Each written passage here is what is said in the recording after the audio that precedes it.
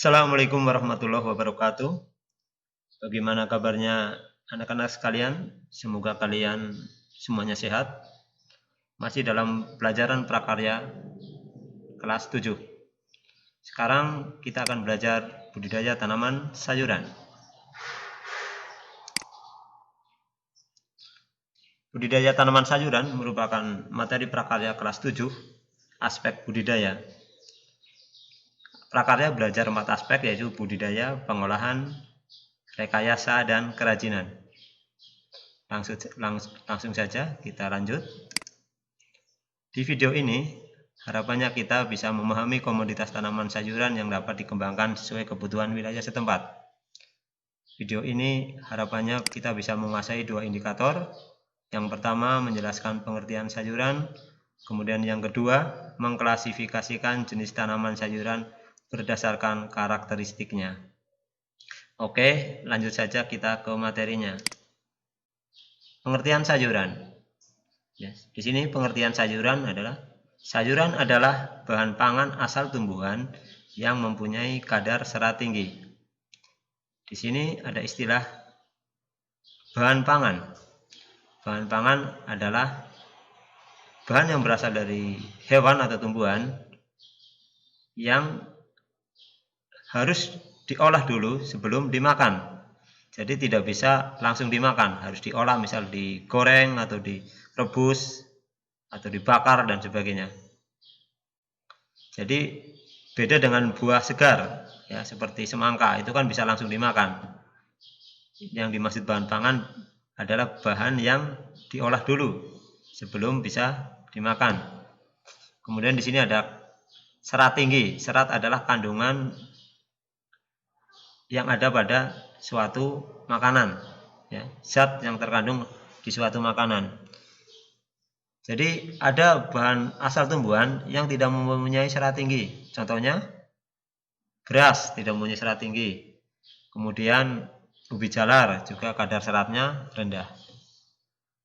Kemudian sayuran dapat dikelompokkan berdasarkan bagian yang dapat dimakan atau dimanfaatkan. Jadi tumbuhan yang bisa dijadikan sayuran hanya bagian-bagian tertentu saja, tidak seluruh tumbuhan bisa dijadikan sayuran. Jarang tumbuhan yang bisa seperti itu. Selanjutnya kita akan lihat contoh-contohnya. Nah, di sini berikut contoh berbagai tanaman sayuran berdasarkan bagian yang dapat dimanfaatkan. Jadi sayuran itu bisa berasal dari daun, dari tangkai daun, dari umbi lapis, dari biji, dari umbi, dari bunga, dari buah, dan dari batang.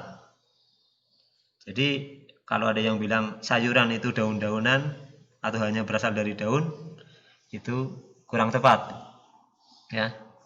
Sayuran bisa berasal dari umbi, sayuran bisa berasal dari tangkai daun, sayuran bisa berasal dari bunga. Oke, kita lihat contoh-contohnya. Tanaman apa saja yang bisa dijadikan dari sayuran dari daun dan selanjutnya. Oke, kita lihat yang dari daun. Nah, ini tanaman yang daunnya bisa dijadikan sayur. Ada pakcoy, ada bayam. Ya, jadi bayam yang dijadikan sayur, tanaman bayam yang dijadikan sayur adalah daunnya, bukan akarnya, bukan batangnya. Selanjutnya, yang bisa dijadikan sayur dari tangkai daunnya, contohnya seledri. Kemudian selanjutnya dari umbi lapis, nah, bawang merah, ya. Bawang merah yang dijadikan sayur adalah umbi lapisnya, bukan daunnya, bukan akarnya, ya. Selanjutnya sayuran dari biji, contohnya kacang merah. Sayuran dari umbi, contohnya wortel, ya. Tanaman wortel yang biasa dijadikan sayur adalah umbinya, bukan daunnya, bukan batangnya. Kemudian sayuran dari bunga, contohnya kembang kol. Jadi kembang kol adalah bunga yang dijadikan sayur. Kemudian sayuran dari buah, nah, tomat. Kadang-kadang ada yang bertanya, tomat buah apa sayur? Nah, jawabannya adalah tomat merupakan buah yang dijadikan sayur.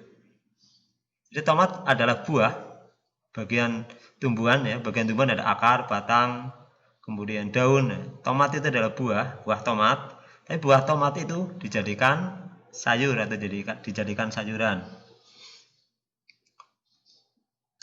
Selanjutnya sayuran dari batang. Di sini contohnya adalah asparagus.